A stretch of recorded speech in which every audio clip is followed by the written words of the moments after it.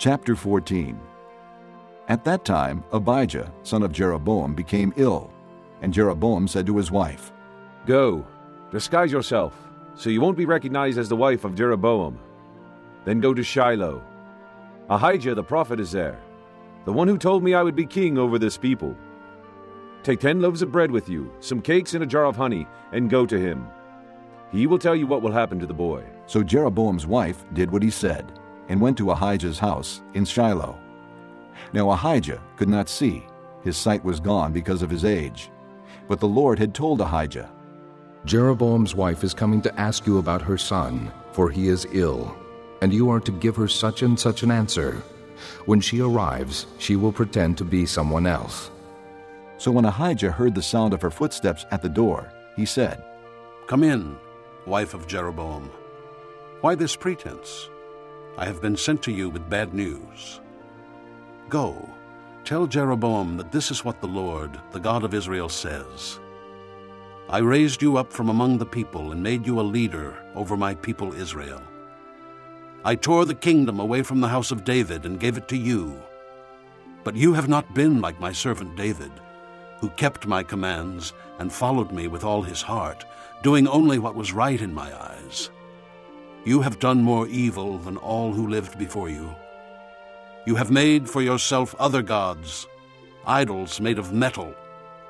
You have provoked me to anger and thrust me behind your back.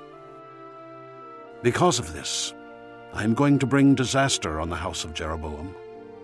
I will cut off from Jeroboam every last male in Israel, slave or free. I will burn up the house of Jeroboam as one burns dung, until it is all gone. Dogs will eat those belonging to Jeroboam who die in the city, and the birds of the air will feed on those who die in the country. The Lord has spoken. As for you, go back home. When you set foot in your city, the boy will die. All Israel will mourn for him and bury him.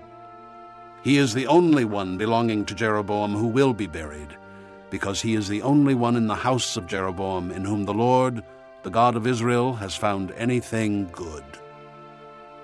The Lord will raise up for himself a king over Israel who will cut off the family of Jeroboam. This is the day. What? Yes, even now. And the Lord will strike Israel, so that it will be like a reed swaying in the water. He will uproot Israel from this good land that he gave to their forefathers and scatter them beyond the river, because they provoked the Lord to anger by making Asherah poles. And he will give Israel up because of the sins Jeroboam has committed and has caused Israel to commit." Then Jeroboam's wife got up and left and went to Tirzah. As soon as she stepped over the threshold of the house, the boy died. They buried him, and all Israel mourned for him, as the Lord had said through his servant, the prophet Ahijah.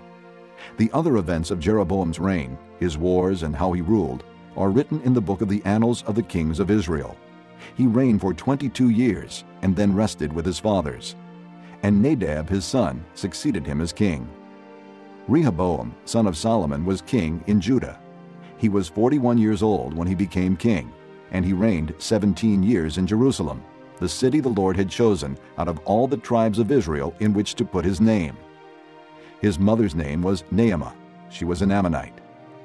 Judah did evil in the eyes of the Lord. By the sins they committed, they stirred up his jealous anger more than their fathers had done. They also set up for themselves high places, sacred stones, and Asherah poles on every high hill and under every spreading tree. There were even male shrine prostitutes in the land. The people engaged in all the detestable practices of the nations the Lord had driven out before the Israelites. In the 5th year of King Rehoboam, Shishak, king of Egypt, attacked Jerusalem. He carried off the treasures of the temple of the Lord and the treasures of the royal palace. He took everything, including all the gold shields Solomon had made. So King Rehoboam made bronze shields to replace them, and assigned these to the commanders of the guard on duty at the entrance to the royal palace. Whenever the king went to the Lord's temple, the guards bore the shields, and afterward they returned them to the guard room. As for the other events of Rehoboam's reign and all he did, are they not written in the book of the annals of the kings of Judah? There was continual warfare between Rehoboam and Jeroboam, and Rehoboam rested with his fathers and was buried with them in the city of David. His mother's name was Naamah, she was an Ammonite, and Abijah his son succeeded him as king.